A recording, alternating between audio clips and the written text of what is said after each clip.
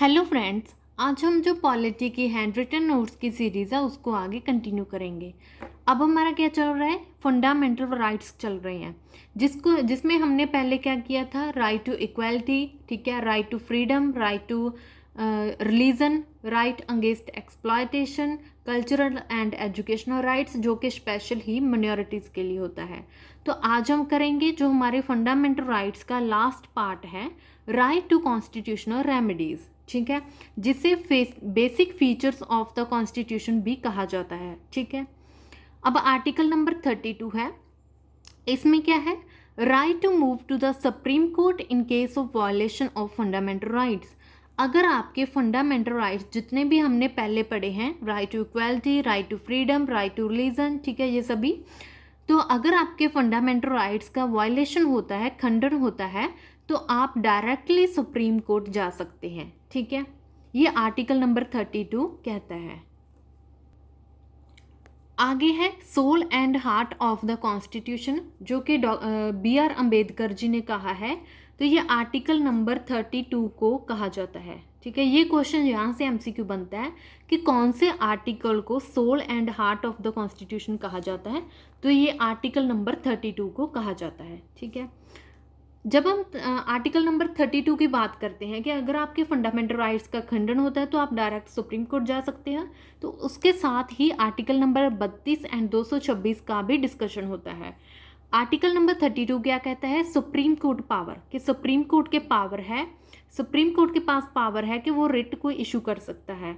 Article number 226 कहता है कि हाई कोर्ट के पास पावर है कि वो भी रिट्स को इशू कर सकता है, आर्टिकल नंबर 226 के अंडर। ठीक है, आगे है आर्टिकल नंबर 33। इसमें क्या है कि पार्लियामेंट के पास पावर है कि वो जितने भी फंडामेंटल राइट्स हैं उनको अप्लाई कैसे करना है, ये चीज़ को, एप्लीकेशन को मॉडिफाई कर सकती है। ठीक है, सिर्फ ये पार्लियामेंट के पास ही पावर है कि फंडामेंटल राइट्स का जो एप्लीकेशन होता है उसको मॉडिफाई कर सकती है, चेंज कर सकती है। अब इसको आप समझो, for example armed forces, police forces या इंटेलिजेंस ऑर्गेनाइजेशंस हैं।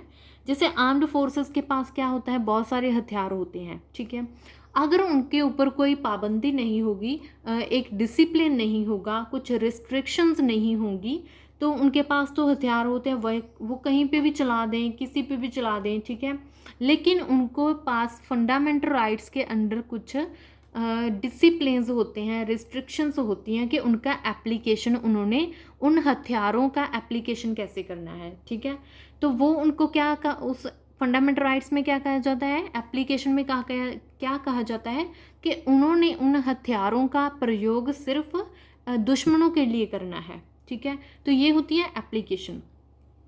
ऐसे ही तो फंडामेंटल राइट्स की जो एप्लीकेशन की पावर है वो किसके पास है, पार्लियामेंट के पास है।